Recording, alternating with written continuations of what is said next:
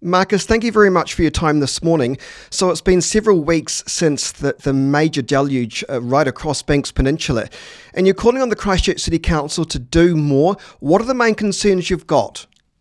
Well, the council have been great in some respects. However, their follow-up of and I think their realisation of the scale of the flooding and people affected has been a bit lacklustre in that a lot of people have lost their homes completely. Some have been yellow stickered. I think one has been red stickered, and so, for example, the silt that is spread through the village, it's still about a foot deep on the corner as you enter Okuti Valley Road, that the council said was contaminated, and yet it's still sitting there. So what so sort of for the residents, it's not ideal in that if it's muddy, it's gluggy, horrible stuff. And then when it dries out, it creates a fine dust that settles on everything. And the fact that the council have said it's contaminated, don't touch it, and yet nearly 3 weeks later, it's still sitting around. It was sitting in front of the school grounds until yesterday, and same in front of the cafe. So their response to that sort of thing and the coordination with ECAN has been pretty woeful in that there's a lot of heavy machinery in the area. However, the City Council and ECAN don't seem to be cooperating, or until very recently, to clear the bridges. So all of these bridges that have had been choked up with the debris from the river are still sitting there. So if we did have another rain event, it jeopardises the integrity of all of those bridges. They're sort of been smashed up quite a bit already, and yet the council, 3 weeks later, haven't cleared them. So there's a bit of frustration, and with the council, it is always we've got limited resources, and to me, that's not an excuse. Really, they've got plenty of resources for some things, and a little bit of help would be great.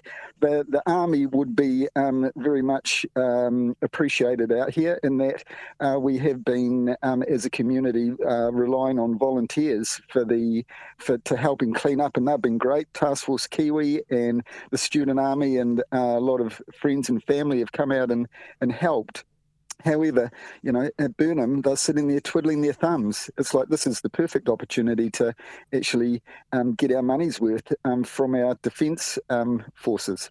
Feels like, I was speaking to other residents a couple of days ago, and they said to me they feel a bit abandoned by the council. They said the initial response was great and the communication was there, but they think because perhaps the media's interest has waned, so has the council's. Is that a fair assessment for you, Marcus? Oh, I think so. Yeah, I've personally been fobbed off by the project manager running it, sort of saying that. So, for example, they said they're coming to collect the silt and to put this contaminated silt on your roadside. And then when I spoke to the guy yesterday, he went, "Oh no, that's only from the village. You can't dump anything else on your road if you're a rural property." And it's like, hold on, we're a rural community. For the council to go, "Oh, we're not dealing with your rural properties," is a bit of a slap in the face, considering we all pay rates. What was the last communication that you and other residents have had with the council, and what was their response, Marcus? Well, I spoke to John Fiscal, who's running the show, yesterday on the phone. So he did call me back, but that was after I found out that they weren't removing any debris from the roadsides. And, like the roads have been blocked. Residents have unblocked the road by pushing this debris onto their property. And now the council are going, "Oh, the roads aren't blocked." And it's like, hold on, the debris is still there. And they're like, "That's not our problem." So there's a little bit of frustration and anger. And this guy ended his conversation with me because I was getting a little bit hot-headed. Well, I can understand the frustration. So if it's not the council, if the council is telling you it's not their responsibility to move some of the debris, then whose is it then? Exactly. Yeah. It's hard to know. To be fair, ECAN have been very proactive in that they've done a lot of river work and clearing the debris from choke points along the river and clearing slips and that sort of thing. The council have been busy opening roads, but since that's been done, all of the debris that is lying down the roads and that sort of thing is uh, who knows who's it is the councils. They own the roads and the roadsides, so ideally they would come and fix that up. But part of this whole issue is the lack of maintenance, which they say, oh, we've got limited resources and limited money to maintain the culverts and the ditches and the roadsides and that sort of thing. And then when this sort of thing happens, it shows that it would have been money well spent if they had cleared all those culverts and choke points and that. Now they've got a massive job ahead of them, months of cleaning up. And yeah, as I say, they haven't even touched the big piles of silt at the corner of our road. So it's not great for business either. We're very quiet because there's road close signs everywhere. So no one's kind of coming to visit us, that's for sure. Does it feel like a bit of a kick in the guts when you see stories, I think, for example, in the Christchurch Press this morning suggesting the council was going to spend $2.5 million on a couple of fancy-looking pavements in central Christchurch at a cost of about, I think, $15,000 per metre to make things look nice, and you're just asking for some debris to be removed from around properties? Yeah, it is not so much. It is how the council works. I suppose you could look at any budget and go, well, 600 million for the stadium, that could have been spent on infrastructure. And I think it's a symptom of councils countrywide where they have lacked. It's not a very glamorous thing to say we're fixing the sewer pipes, whereas building a stadium is a bit more.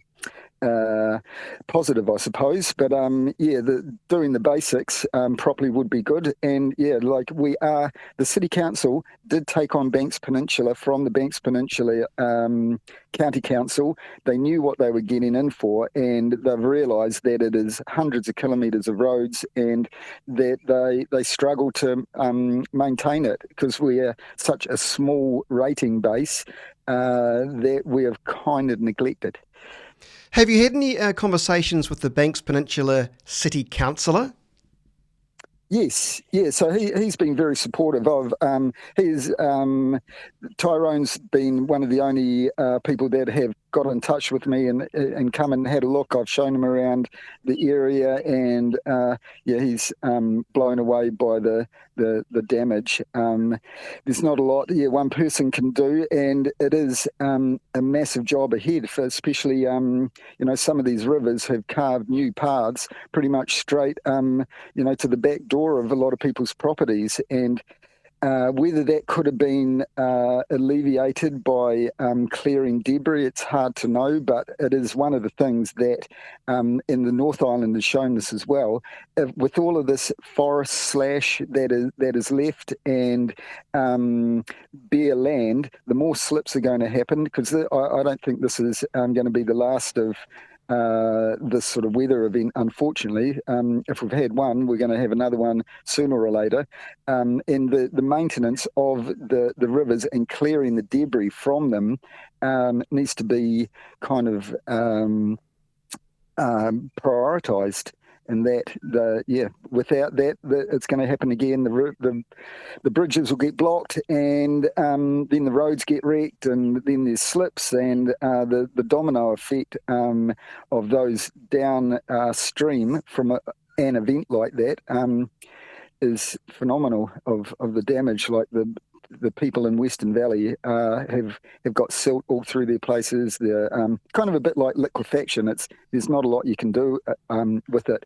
So it is bringing back a bit of earthquake trauma to a lot of people, and it feels kind of like the earthquakes did out here, with a lot of people at the end of their sort of their strength to carry on and get things done. It's overwhelming, to say the least.